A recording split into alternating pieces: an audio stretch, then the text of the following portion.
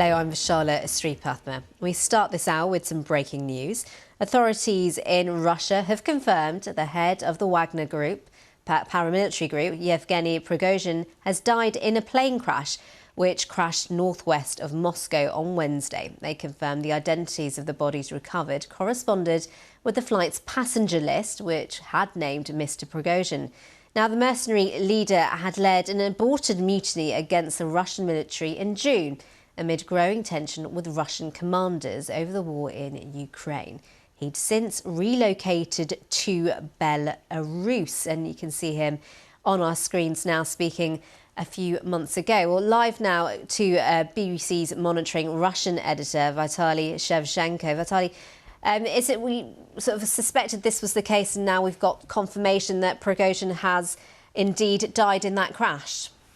Yes, this short announcement by Russia's official investigations committee came as no surprise to anyone. Yevgeny Prigozhin and his right-hand man, Dmitry Utkin, as well as a couple of other key commanders from the Wagner mercenary group, they were presumed dead following the air crash 4 days ago. Now, the big question is, what caused Yevgeny Prigozhin's plane to crash? And even though the investigations committee said on Friday that it was looking at every possible version of what happened, few independent observers would trust that government agency to come up with the full and complete truth of what happened, because it is completely controlled by the Kremlin. And as we know,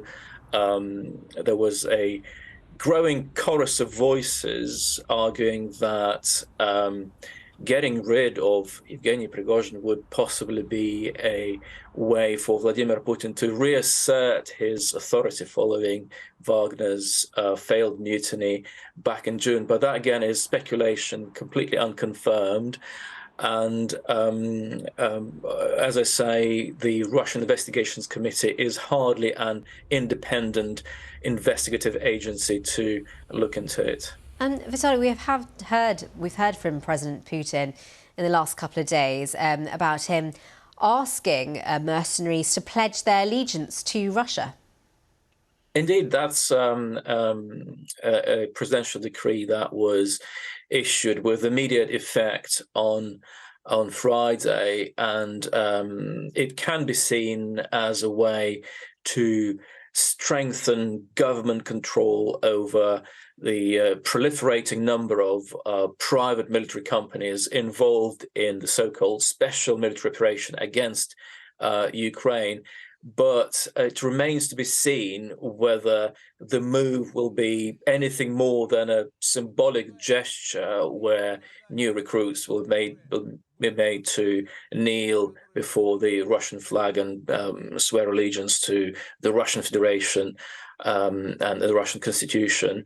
As things stand at the moment, it's difficult to see it as a bulletproof way of making sure that whoever signs up to join the fight against Ukraine stays loyal to Russia's official top brass, as it were.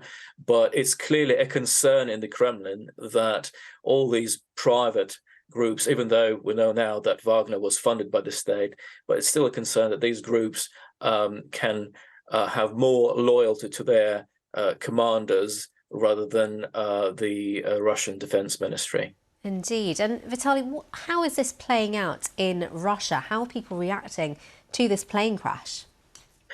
Well, questions are being asked, and even though state television, it didn't exactly play up the importance of the crash. The reports that it broadcast were short and dry, and merely said that Yevgeny Prigozhin's name was on the list of passengers declared as flying there, and there was absolutely no effort to explain the significance of what happened or speculate about the possible causes. But still, Russians can access social media, and that's where a lot of speculation is happening.